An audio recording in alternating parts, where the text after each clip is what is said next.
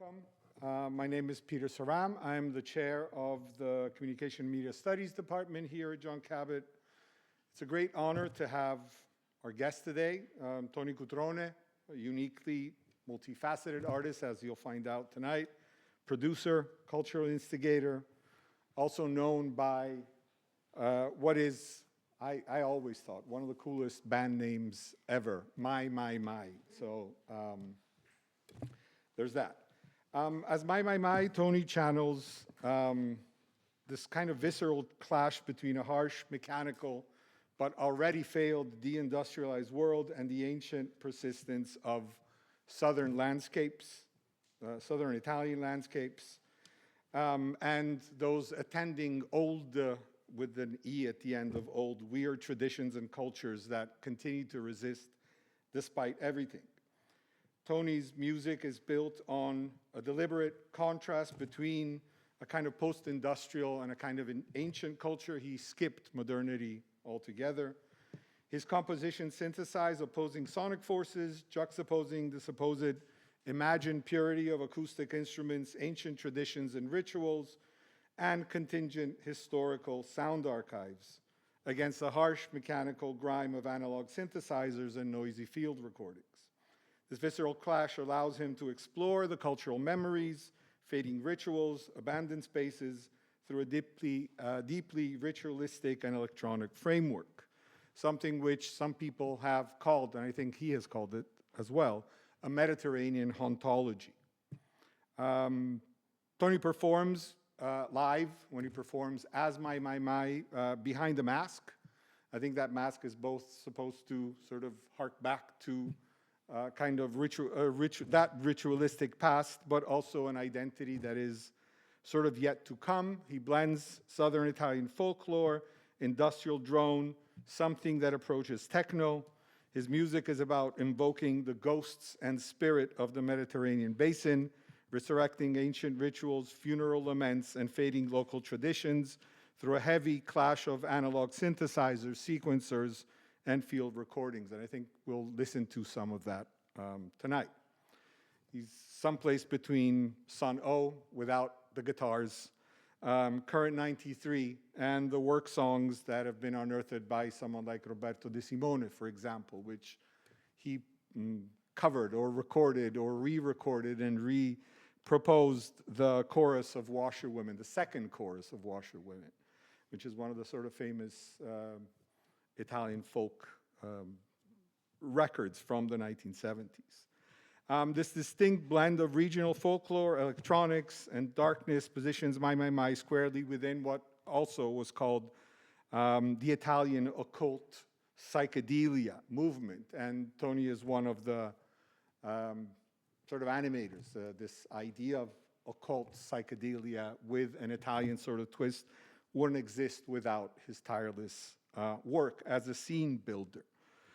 And in giving this scene a kind of physical form, Toni co-founded a festival that was called the Thalassa Festival, which for a good number of years represented one of the most culturally significant offerings in Rome, but also one of the most interesting scenes, or a representation of one of the most interesting scenes in a rather moribund global music scene in sort of general. Rome really became, not so sort of obviously, the center of underground music for a while.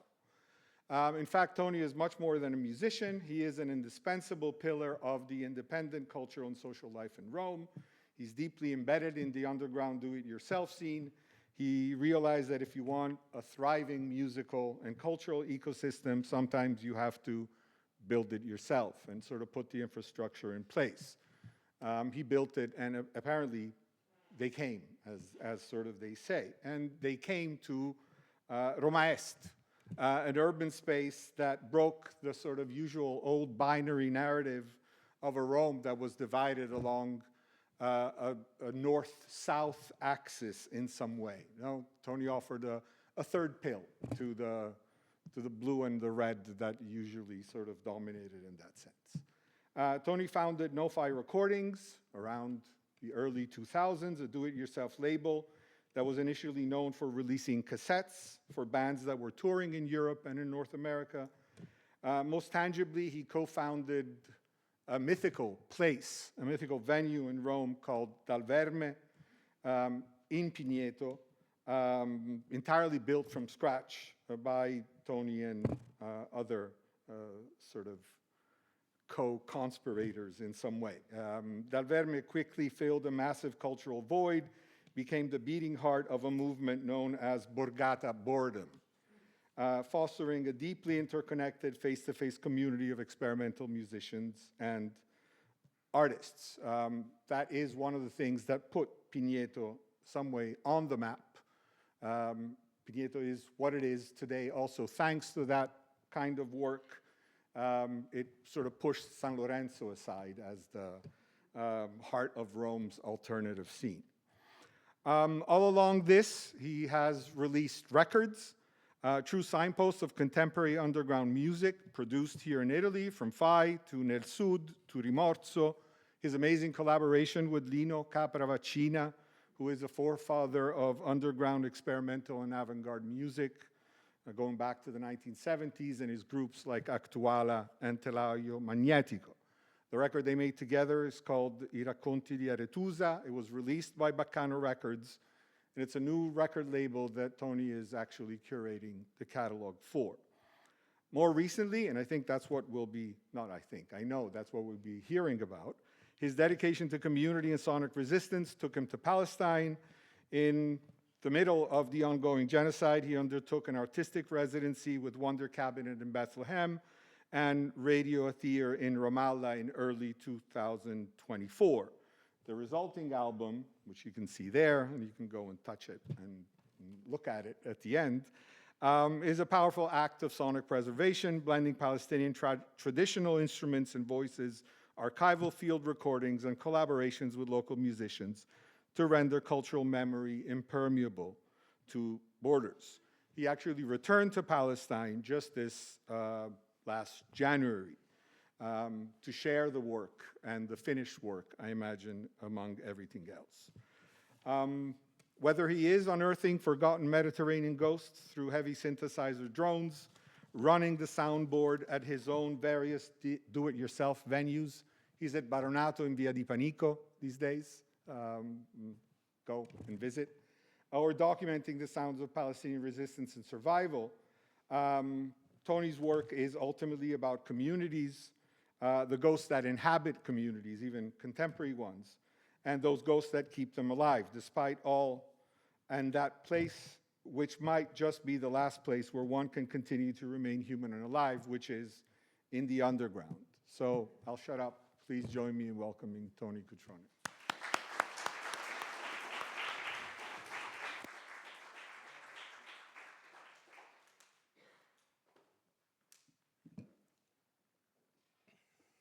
So, hi everyone.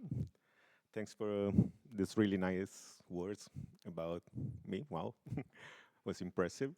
And I mean, as you listen, there's a lot of stuff we did and I did in the past, but right now we're focused on something which is, let's say, the last project I did with my band, which is called Mai Mai Mai. It's actually my solo project. And yeah, Peter was nice to invite me here to talk about this experience, which is something that I really feel really important for me, like kind of life-changing experience. But I just felt that sharing this with my music and even with some like words and text is something that arrives to people too, because it's a different point of view of Palestine, which since years and decades, I mean, it's usually in the, let's say, newspapers and media for always bad happenings, but there's something which is really magic and beautiful of that land and that people. And so, yeah, this is a kind of, this album is, let's say, I imagine it as a soundtrack of my journey in Palestine. And this, let's say, shadows that are inside, it's all people that I met or people that I didn't meet. But it's just there in this album to share some stories and tell something that it's really beautiful. And so here we are to say something about this. So Karakoz, the name is connected to the Shadow Theater, which is actually of the Ottoman Empire. And Palestine was part of the Ottoman Empire, so it's traditional for them too. And since I used to always work with spirits and ghosts, as we heard someone called my music Mediterranean hauntology, this idea of having like old rituals and past spirits coming back in life. So nothing like a museum where you can see the traditions and the ethnic folklore as a dead thing, but really something that brings the spirits to life, a bit like a medianic spiritism experience. And so I thought that connecting this to the shadows of Karakoz was something really connecting my idea of sounds and music. And this is why this album is called Karakoz. And so here you can see this is the cover, and just sticking to the spirits. What you see on the cover is a jinn. The jinn is an entity of the Arab world. Is in the middle between humans and something else. And people can find jinn in places or can invoke and evoke jinns to ask something. Actually, there's a really bad view of jinn, which is made by Disney. So if you have in mind Aladdin and that kind of jinn, but it's something really ancient and focused on the spiritual part of the Arab world, even if, let's say that Islam is not really seeing well the jinn, but it's still part of the tradition. And so what we have here is a jinn. And again, the idea is to have the spirits in the album kind of bringing to the people that listen something that we experience together. And in some way, I thought there's some jinn in the recordings because some legends say that if you record in some places like the Bethlehem Old Souk, the old market of Bethlehem, there's some jinn that lives there. And I record a lot, even in the night in the market. And sometimes you feel there's some voices that they were not there. And so maybe it's the jinn saying something to us, but you will maybe listen in the music. But let's go to the real people now. So this residency, this project, which was take place in Ramallah and Bethlehem in January 2024, and then again in May 2024, started as a project during the summer 2023, and actually was put in standby because of the 7th of October and everything that happened that seems to be a kind of,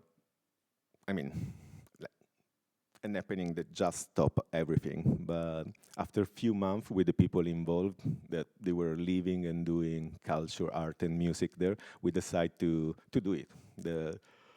That was the main question that I asked myself, and we asked ourselves together. What does it mean to make music during a genocide?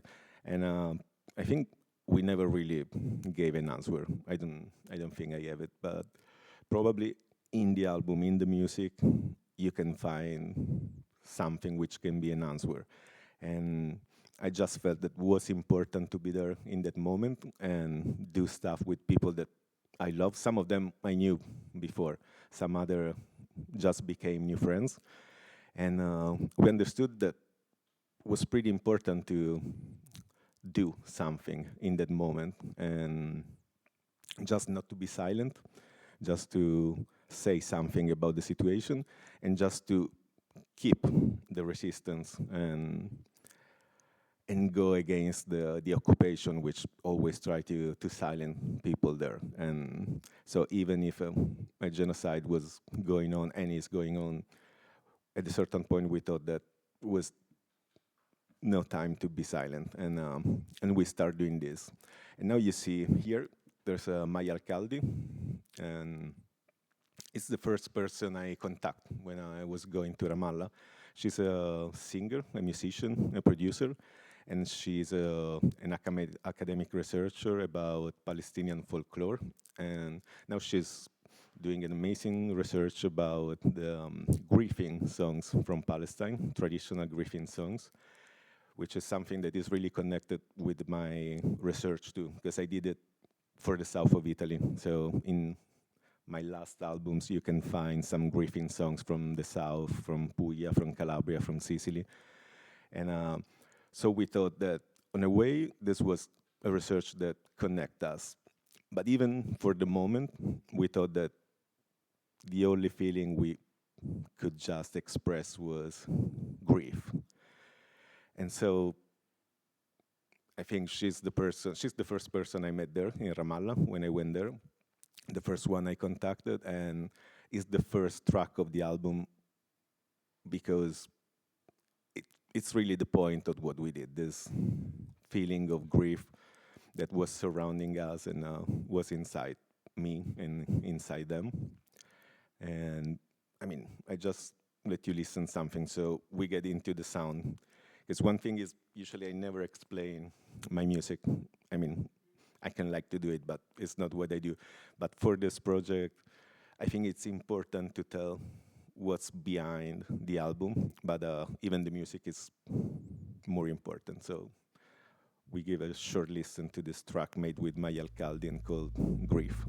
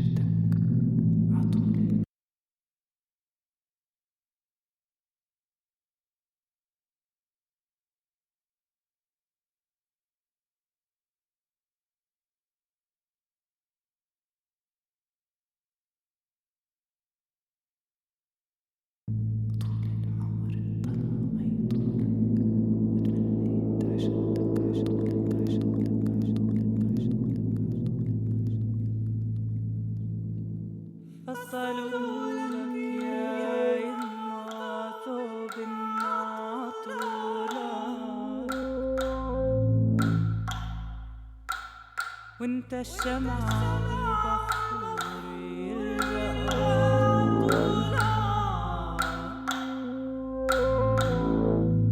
منيت يا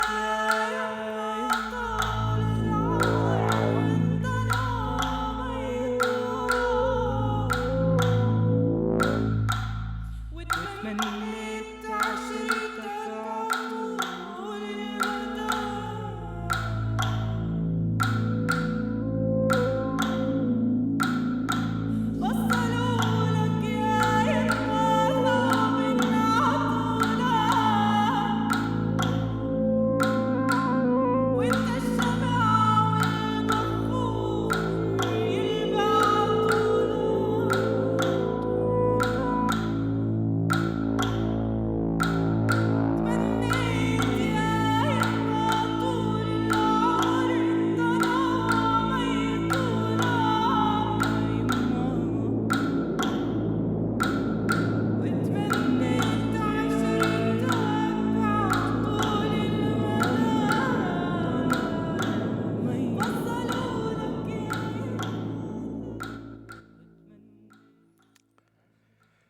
So yeah, this is just to let you listen what we are talking about. I mean, because sometimes I'm like when I talk about my music, and I always talk about traditional, ethnic, and folk music. I'm always afraid that people think that it's actual traditional music, but as you can feel, it's not really. But yeah, this is the idea of having a grieving song made with the actual feelings and the actual sound bringing you that feeling. And yeah, so this is an example of what we did in studio. And I had the luck to work with this radio in Ramallah. It's called Radio Atir, and it's actually the radio of the German-French Institute of Ramallah. Because the first time I went there in Germany was founded by the Goethe Institute of the occupied territories in Palestine, in Ramallah. And they gave me this space, which was amazing, with a lot of great people and musicians and technicians inside. Like you see, the other picture is Jihad and Karam. They work at the Conservatory of Music in traditional music studies. And I have them, I mean, you see Jihad playing, it's called bandir, which is something that, I mean, for me is really typical, because I come from Calabria, and we use a lot this kind of instrument for tarantella and pizzica, which is our traditional music from our region. And so this is even why when I talk about south of Italy and Mediterranean, I'm talking about, let's say, cultures that are really connected since centuries. And they're like, I can say, sisters. And when I was there, I was not feeling a stranger, but we were really like together. So this made even an empathy, which was pretty intense, because it's like something happening in my town too, or in my country, or something that I was feeling like happening to me. And the music, I think, show you some similarities that are in a lot of different things, like even with food, with sounds, with colors, with landscapes. And I love to just do this connection with the music too, in my own way, but keeping alive this connection about all the Mediterranean countries that are so connected about this. After Ramallah, I went to Bethlehem for another radio, Radio Al-Hara, which is an amazing Palestinian radio, founded 6 years ago by actually two architects, the Anastas and other friends, working mostly with Palestinian musicians in diaspora. So they didn't have an actual location, but they founded this place called Wonder Cabinet, which is the first physical studio of the radio in Bethlehem a couple of years ago. And this is where I continue my residency. And they gave me all the support I needed in Bethlehem, meeting people and recording. Like, yeah, you can see this photo with Osama Bouali. He's an amazing musician. He's a real traditional musician. Like, he lives playing music in marriage and birthday party of really famous Palestinian people. And I saw videos of him playing flutes in front of maybe 1,000 people dancing. It was really fantastic. And actually, I was kind of afraid to meet him because we are so different. That's a different word. But at the end, even this connection brought us to play something together, and it really seemed we know each other since ages. It was fantastic. And I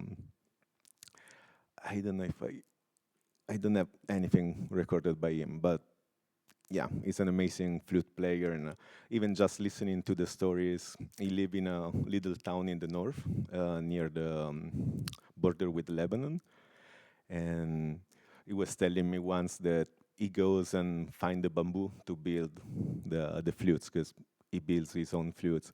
And once he was just down cutting the bamboos, and then heard like a lot of noises.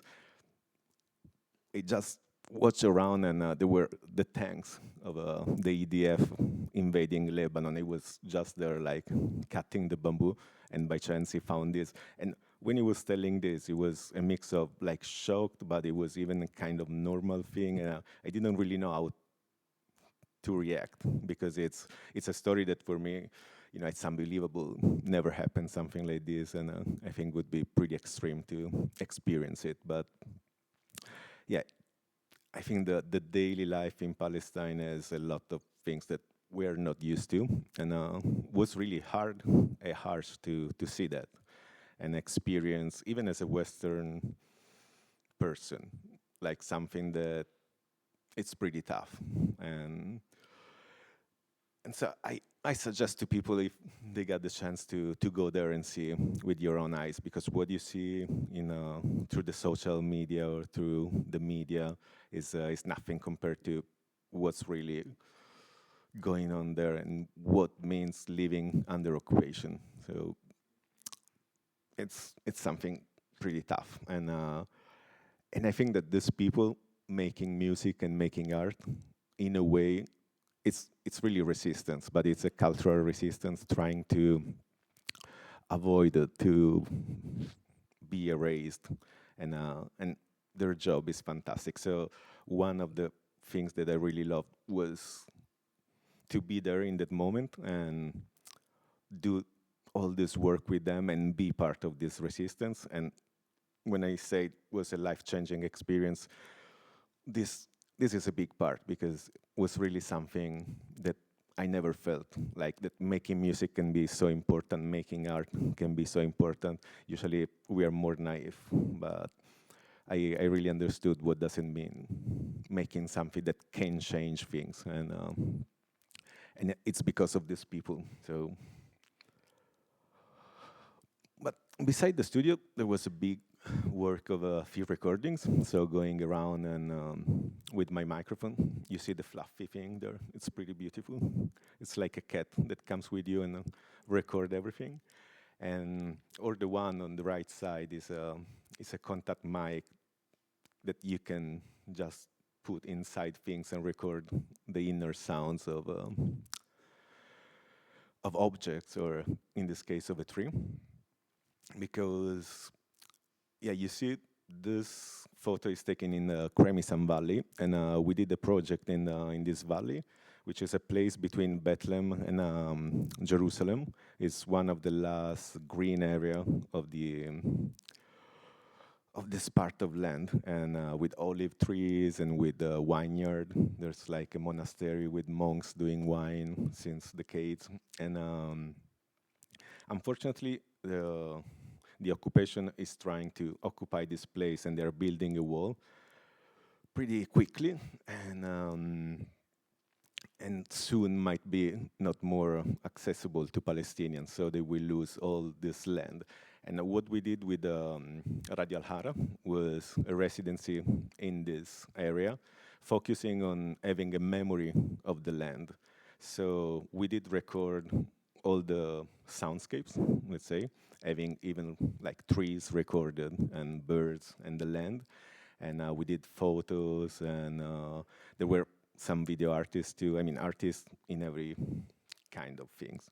So we really worked for 3 weeks on this valley, trying to have like an archive of memories in case this valley won't be available anymore for Palestinians. And so they will have a kind of memory of what they had in every sense, which is really sad, but even that was really intense to do this with them. And yeah, doing field recordings, we can just listen to something and to give you an idea. Like, I was walking in Bethlehem, and there's this mosque called the Mosque of Omar, which is the only mosque in the center of Bethlehem. Bethlehem is mostly Christian, there's the Nativity Church, and in front of the Nativity Church there's this mosque. And at a certain point I was in front of the Nativity Church, but they start calling the prayer from the mosque, and it was a beautiful moment, and I can share it with you.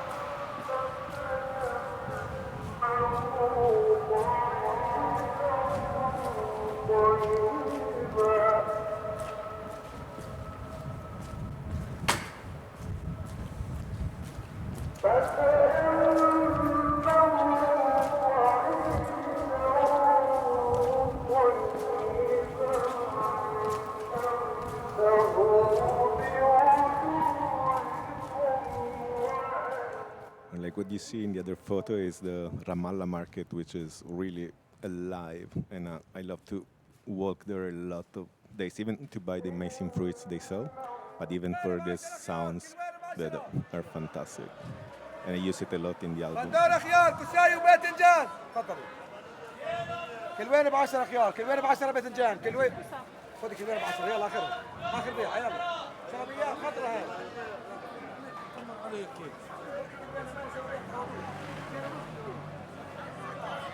عثمانة جبلية مرمية جبلية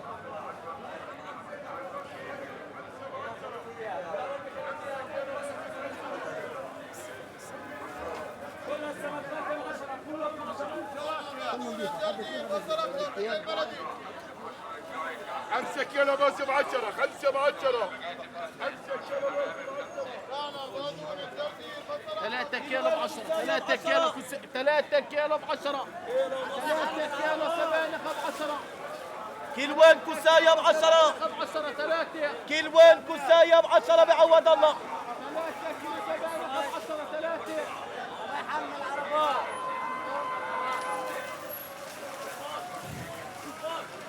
I used to buy a lot of things and really well.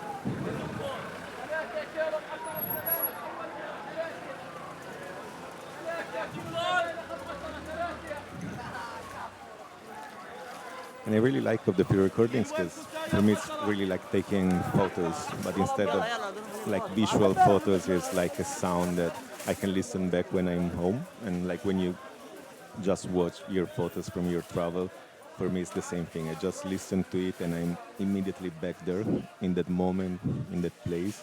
It's like a magic portal. And so yeah, sometimes instead of watching Netflix, I just put the headphones and listen to the sounds and have like a magic travel. It's pretty intense. We listened the last one just because it's a funny situation. I went to this pizzeria in Bethlehem called Il Forno, which is a Napoli-style pizzeria, and they told me it was amazing. So, you know, we are Italians, we have to check everything, especially if we talk about pizza. And I went there. The pizza is amazing, so if you are in Bethlehem, go there. But at a certain point, this guy came with a kanun, which is a string instrument, and just sit there and in the table beside us and start playing kanun. And I just put the microphone and record them, and it was fantastic having the pizza and this guy. I mean, was not a musician paid to do that. It's just a guy, a friend of the owner, coming with his kanun and playing while he was waiting for the pizza. And so there's a good memory for sound and pizza together.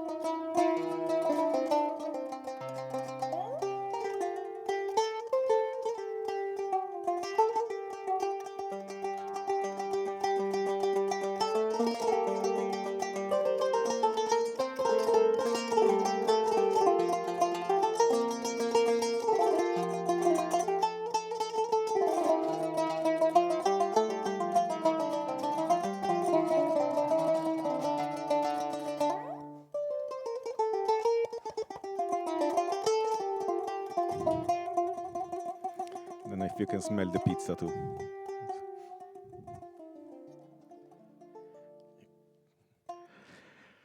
Okay, the third big part of the sound work was the archive sounds. And in Ramallah, there's this place called Popular Art Center, and they have a sound archive. Now, I put these photos because it's really beautiful. Then it's digitalized too, but used to be on tapes and VHS. Because since decades, they go around and record traditional songs and singing, or just soundscapes too. And they have a festival too that they record since 25 years. And it's an amazing place. And it's another important place because I understood, talking with them, what does it mean making art and culture as resistance. Because unfortunately in Palestine, making their own art sometimes can be even illegal. Like the dabke, the dance, it's called the dance of the resistance, but for the occupation can be illegal. And like the week before I went, the IDF just went into the Popular Arts Center and arrested the teacher of dance while he was teaching to the kids dabke, and they just took him away. And when I was talking with the guy about this, I was shocked, like the other story of Osama Abu Ali and the bamboo.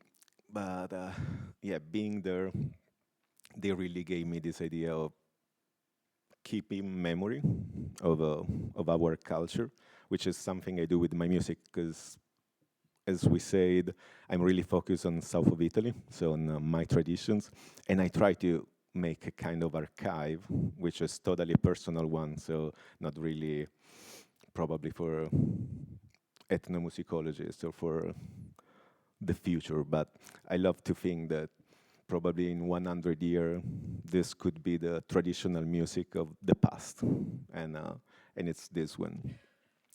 Anyway, the Popular Arts Center, all the tapes you see, I told you, it's recordings made in villages, and the tapes are mostly recorded in the 90s, and then they stopped doing this, and they start again during COVID, because they couldn't do the festival, and they couldn't organize anything, so they did another 2 years of recordings, and was fantastic. I spent like 2 days there, but I mean, I didn't want to leave at all. I could stay there 1 month and listen to all these magic sounds, which, going back to the cover, the artwork, and the title, for me were really like ghosts and shadows talking to me and telling stories, and was fantastic. So I asked them a lot of sounds, then we deal for something, but they give me some really good recordings of stuff I'm focused on.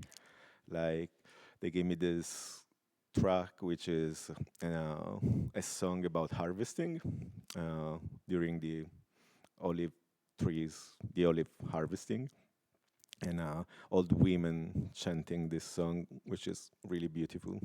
Yeah.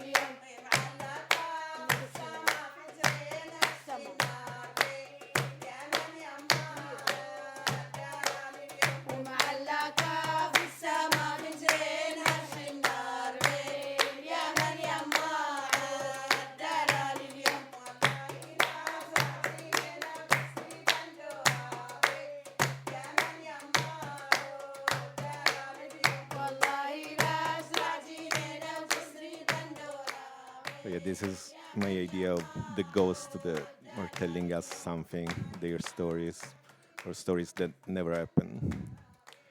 Or this one, I want to let you listen to the like archive song as it is, and then the way I work on the track I made for the album, so you have an idea of the way I work with this.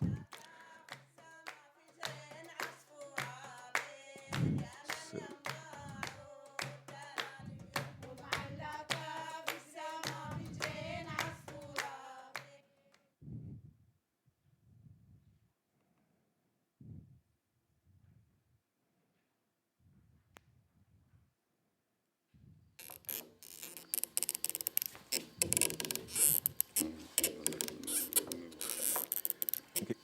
This is a rubaba, a string instrument, and it was just tuning. So this is the sound of the string, which is horse hair.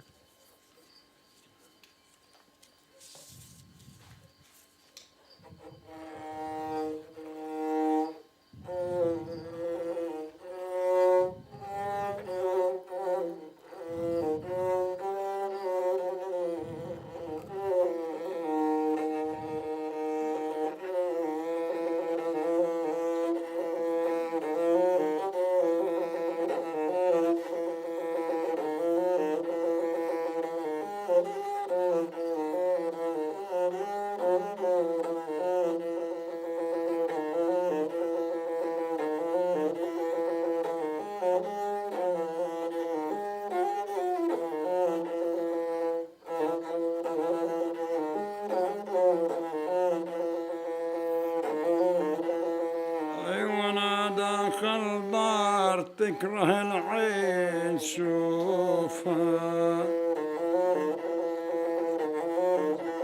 الله يقطع نصيبنا من هذيك الدار لما ما نظرتها بعيني أما So this is the original track, and this is the way, like, it sounds in the album with the way I made it.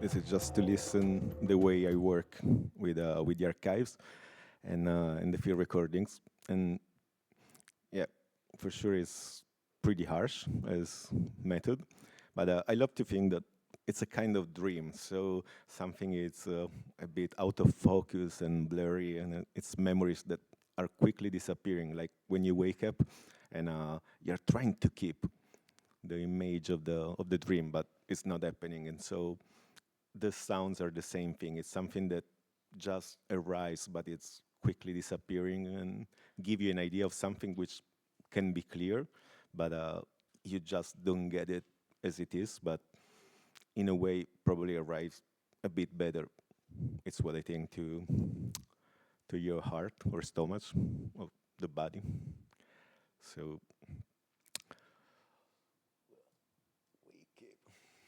and now we are finishing almost, but I want to show you the place where I told you Radio Lara at the studio is this Wonder Cabinet, which is a cultural place, and it's an amazing place.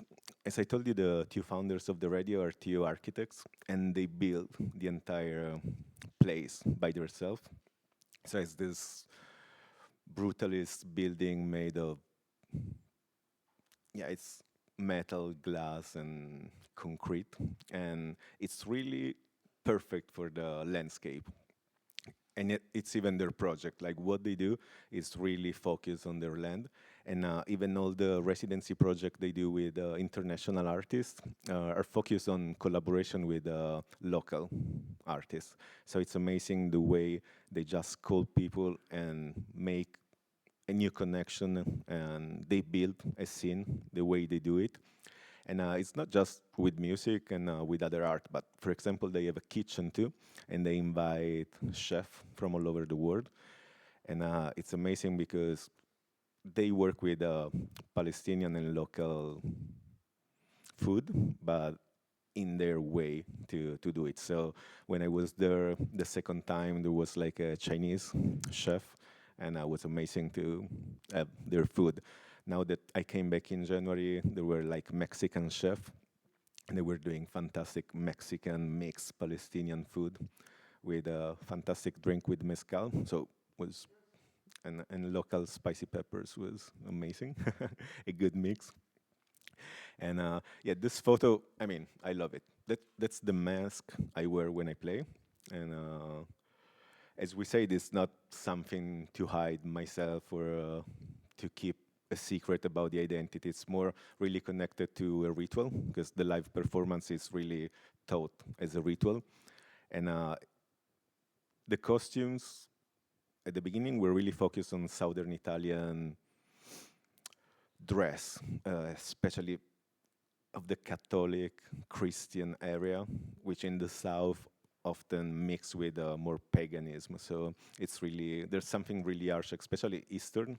Like if you have time this weekend to go, like in Calabria, there's some really bloody happening, and they have really amazing costumes. And so I try to be like them, like so having a kind of a priest or a bishop or like a medium or a shaman that brings the people somewhere through the music. So this is one of the last costumes I had, and this picture is fantastic because by chance a shepherd passed by with the sheep, and obviously we was not organized, so we took it, and you can see the Wonder Cabinet, the facade, and that's the entrance. And if you see in the back through the windows, because it's windows on both sides, you see houses, and that's an illegal colony, which that hill used to be like a forest, and that's another problem with the occupation, because it's really tough for the landscape and for the ambient and for sustainability thing. But they just erase all the forests on the hill and they start building the colony, which now has 80,000 people living there. And it's crazy because they just have trees which are not really trees made for this land. And what they do is even against the, I mean, you see that it's not fitting really well. So I love to show you the Wonder Cabinet as a perfect idea of being part of the landscape, and in front you have the illegal colony, which is something really far from what this land is. And this is the Wonder Cabinet. So on the other side you saw the entrance, which is, now you see the second floor, but that's the ground floor, and then it goes -1 and -2. And yeah, I mean, they're really good architects, so it's a nice building. And on the ground floor, it's their architect studio called AAU Anastas. Then on the -1 is the radio booth, which makes concert and live too. And there's the bar and the restaurant. And the -2 is, let's say, the space for workshop, concerts, and they do yoga there. They have a lot of things going on. When they need more space, it's a big common space. Like this is the radio with the bar. So the one you see there, it's the radio booth. And this is the place where, yeah, it's a co-working area too, so people can go there, just spend the entire day drinking something, eating and working and listening to amazing music. This is the -2. Like those were two artists in residency when I was there. One is a British Palestinian dancer, Sasha, and Adan is a local dancer. She's amazing. She's a group of all women dancing, and they do really a lot of resistance in different ways. And they were doing a project on the Cremisan Valley, the one I told you before. They did like this dance in the olive trees, and they were practicing here. So this is the Minus 2, the big open space I told you, where artists can use it as they prefer. And this is Sounds of Places, which is the project done on the Cremisan Valley. And just to show you the graphic, and this was the one in May. And compared to January, where I was the only international being there, like in May, as you can see, the list of names, it's pretty long, and it's 10, 12 international. Like there's Alabaster de Plume too, is a English saxophone player, which is in my album too. We recorded something, and it got this spiritual jazz attitude, which is amazing and really fit what I do. And yeah, some people from India, United States, and Germany. And most of them are like local artists. They did something with artists from Lebanon, but unfortunately, people from Lebanon cannot enter Palestine. So they did it, let's say, smart. I mean, being in Lebanon and not coming there. But they built some really great installation that they're still in the Cremisan Valley. So in the middle of the vineyard or the olive trees. And yeah, this is the project I told you about, resistance and having a memory of the valley. And all these people worked for 3 weeks on this project. And this is the Cremisan Valley, so to show you the place. And like all the performance we did, that's the monastery. We did a couple of live shows there. Some installation were and are still there, so in the middle of the olive trees. And yeah, I hope it's gonna be there for a while. And yeah, this is just to show you what the wall is. So the wall they're building to cut the valley is just this, which sometimes when you think about the wall, you think about something big and, I don't know, something that should scare people, but actually it's pretty small, and it's something that the occupation wanna keep it this way, because the idea is not to have something that is big in architecture, but it's something that is big as a meaning. So the meaning of being divided, the meaning of being isolated, and the meaning of being erased. And all the architecture are pretty small, all the checkpoints and everything, but what it's really scary is that they're big for what they have to do. And that's really something that the occupation wants. And there's this guy called Eyal Weizmann. He works for forensic architecture in England. And they do amazing research about that. And once I was listening to one of his speech, and he was making this clear. So if you want to know something more, you want to check forensic architecture, actually it's a British-Israeli guy working in London, and they're doing amazing research about the impact of the occupation on this land. But yeah, this was just to show you, when I talk about building a wall and make one land not accessible anymore, what does it mean? And just to the end, we go back to the Karakoz, to the shadows. So I wanted to show you what the shadows looks like. This is an audio-video installation I did with 1 hour of sounds recorded in Palestine. So I made this flow and mix of 1 hour, all recorded in Palestine. And I took 5 videos of Karakoz shows and affecting with the music. So they move and distort and glitch with the music. And this is the video projection I have during the live too, because even the live is like an audio-video project. So you can see like an original poster of the theater show down on the right, and the other is the way I work on these shadows, which I think is really similar with the way I work with the sound too. What I show you to having something like a bit dreamy or like a memory that is disappearing. So even these shadows, and the shadows are already something not clear and disappearing, but I'm working on that because I think they're really connected to the meaning of the sounds too. And having in mind that, yeah, these sounds are shadows telling stories. And so this is the way they look when I play the live show, or if you will see the installation somewhere. And I think that's it.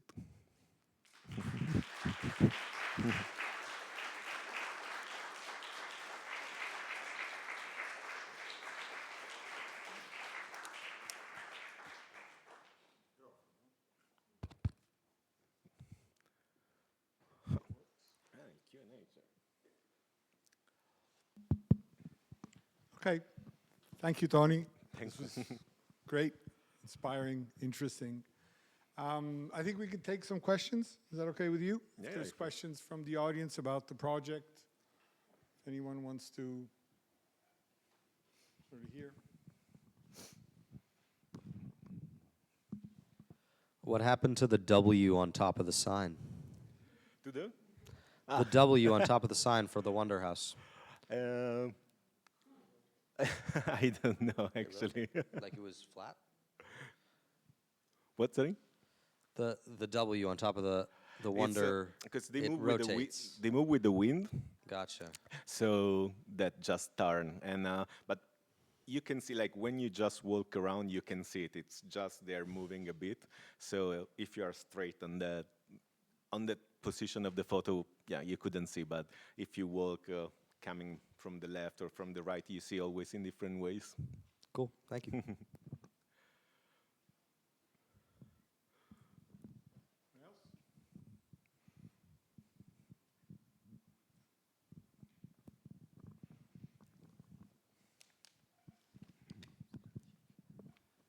Ciao. I'd like to know what was the approach that locals had.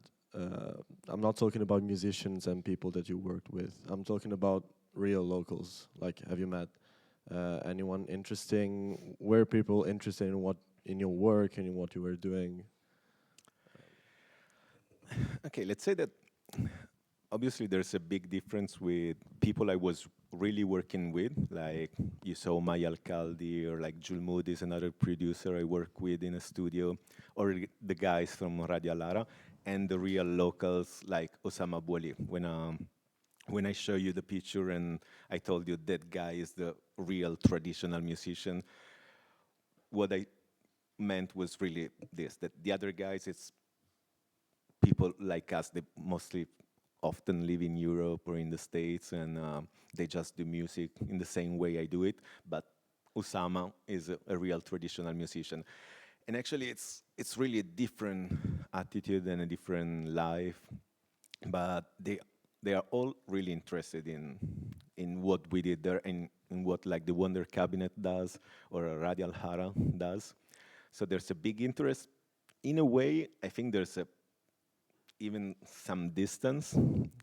Like, just for example, at the Wonder Cabinet, you can drink alcohol, which is something that is not always really a nice thing. Then Bethlehem is for like a 35% Christian. So, you know, it's even normal in Bethlehem.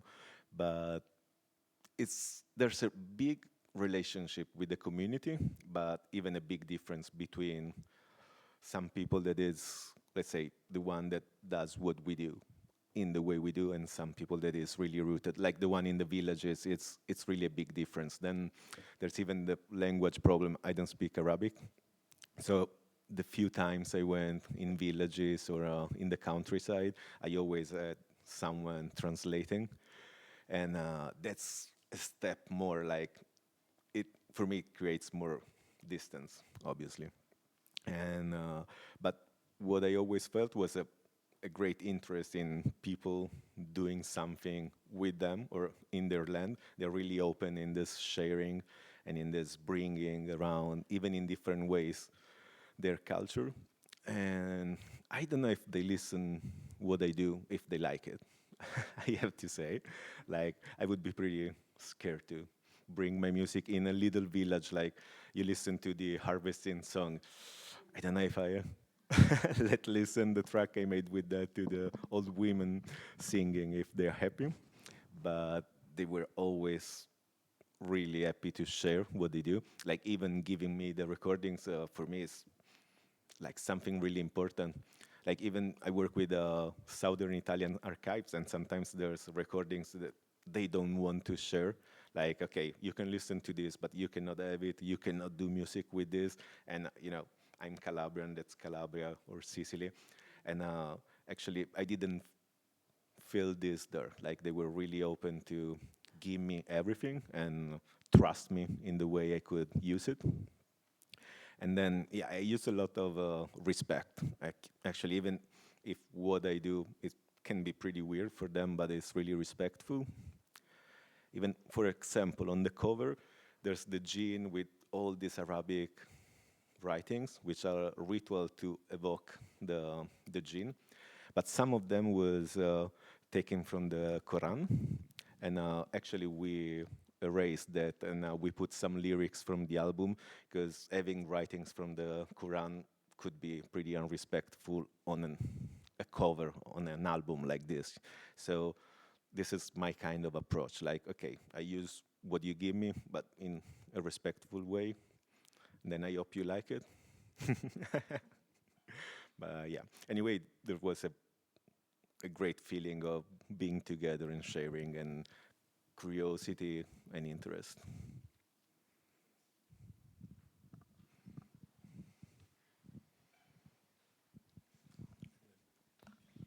Yeah, of course.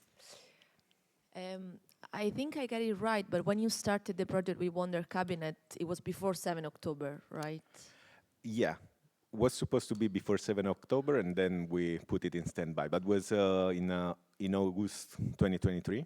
Okay. And then I was supposed to go there in November. So for August, September, we kept on researching and working like on the people I should meet, all the musicians I was supposed to be in touch, the places and the studios.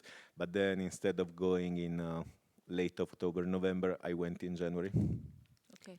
And like when it happened, basically, not just for the logistics, because of course I imagine it became a bit more difficult, but in terms of you going there and doing something in a place that was like really grieving, as you were saying, I don't know if it sounds silly a bit, but in terms of as an artist, did you ever felt that it was not your, I don't know, it's a sense of maybe because I feel the thing of being a Western person, if it was not your position to do something like this, it was not the right time, and I'm gonna pass it. Also, how was it to come back? Because I know you went back after the album, so how was the feeling?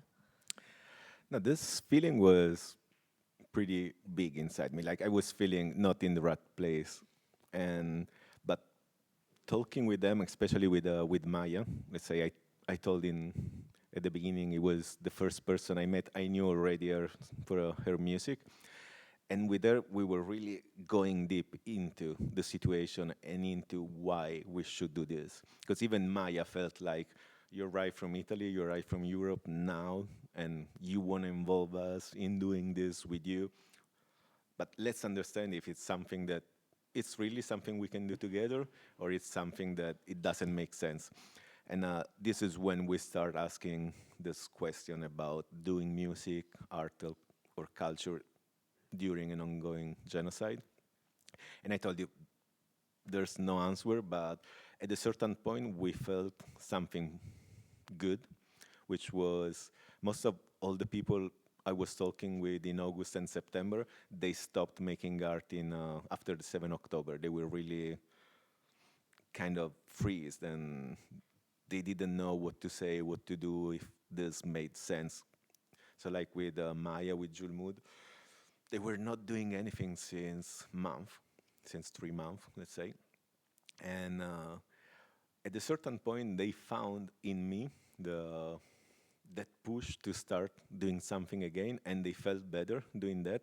So this is one of the positive things. When my feeling changed, and I said, okay, so it's good that I'm here now, and okay, I'm a Western, I'm a stranger, but I'm here with them now, and it's meaning something for them too. And actually, what we did it together. I mean, it's not that I arrived there and record things and then went back home, and all the stuff we did was 3 weeks in January and then the other 3 weeks in May, which actually was really different. Even I told you in January was just me as a musician from, let's say, Europe, from abroad, and then a girl, Sofia Lambru, which, like the photo in front of the Wonder Cabinet, she made it.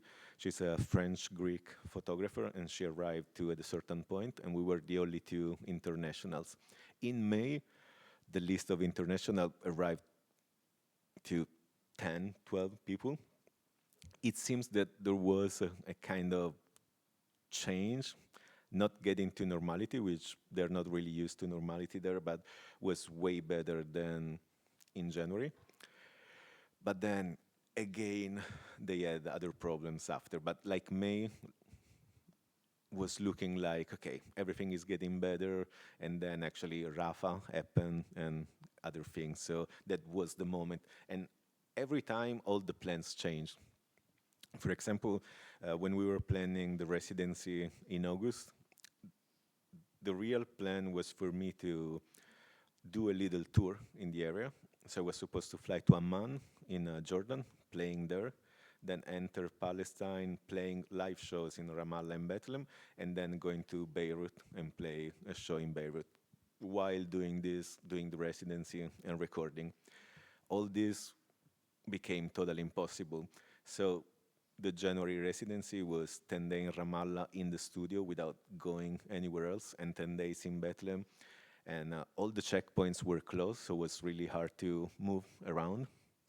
The checkpoints are obviously made by the occupation, and they decide to keep it closed. Even the wall between Bethlehem and Jerusalem was closed for a long time, and then they opened just the walking part, and but the part by car was closed for the entire time.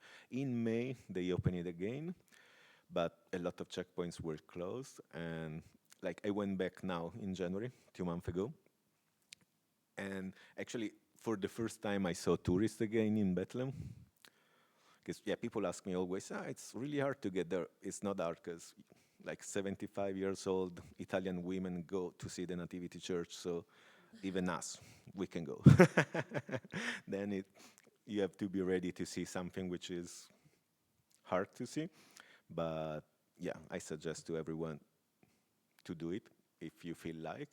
But a lot of people ask me how hard it is, and it's pretty easy because especially going to Jerusalem, Bethlehem, and then even Ramallah is the capital of the West Bank in the end. And it's an amazing, really vibrant city.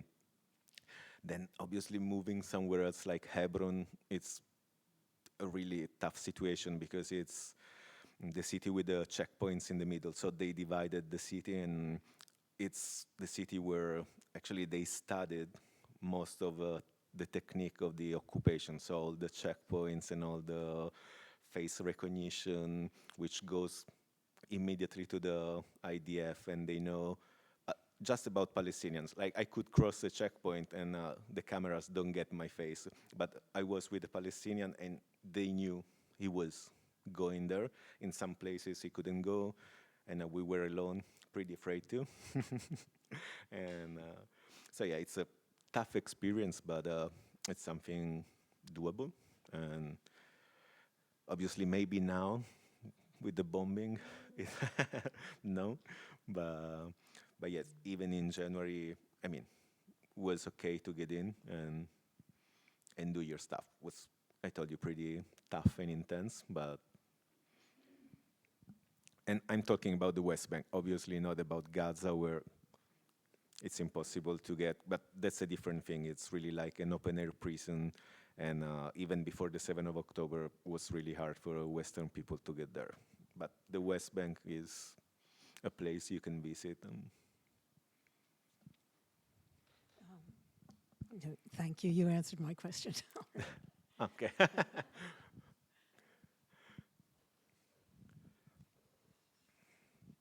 Anyone else?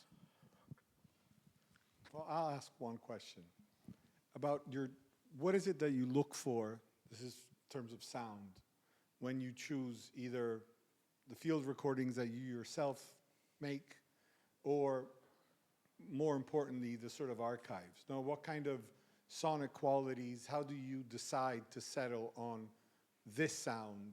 Is it tied to some technical feature? Is it tied to some kind of question of meaning and language, which you might have translated? Is it something, almost unmediated and spontaneous? Okay, let's say my approach is really punk. So, like, the recordings are really always pretty dirty, and I'm not really into having a clean and pure recording, which is something which keeps the parallel with the photograph. Like, sometimes I don't really like the postcard photo. I prefer like a photo which is maybe not really good, but gives you way more of that moment, of that place, or the people involved. So for the recordings, it's the same thing. So it's not like a quality thing. It's more like a mood. And usually I start from the recording to build the song. So the first thing I choose the recording of the archive or what I recorded in the market or in the church. And it's something that, as I told you, I listen to it and I go back there immediately. So I got some feeling, some sensation, mood, and I start building the sound from that. And obviously, yeah, you look for something which is even can be iconic. Like all the recordings from the archive is stuff I took, which is really Mai Mai Mai related, like funeral songs, harvesting songs, or like religious poems, or more like ritual moments for the changing of the season, or like Palm Sunday singing. And this is my focus, but because Mai Mai Mai is all focused about this kind of spirituality and religious feeling in a way which can be, I told you, Christian or pagan or really ancient. But yeah, the way I choose, it's more about the feelings the recording give it to me. Like there's, from the recording of the Ramallah market, at a certain point, a little kid selling cheese, the cheese that the family does, starts speaking to me in English, and there's the song which starts with that, and for me, it's amazing. Like, it's 20 minutes of recording of the market, but when I heard that, I say, okay, this is great, and maybe I let you listen. You wanna? This is.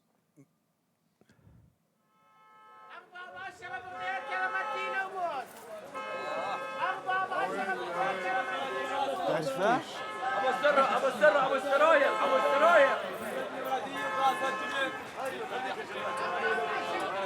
عشرة عند التفاح عشرة. Welcome, my cheese is very, very nice. Welcome.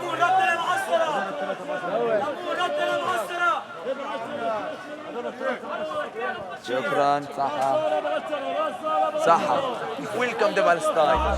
One. Yeah. One. خمس شيك. 5 شيك. على بركة عمي.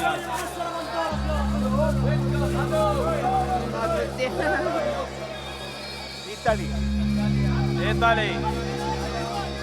Good. Very, very good. I start crying when I listen to this, It's really emotional. But yeah, this is, it's not a clean recording, but it's what gives me the mood for just build the rest of the song. I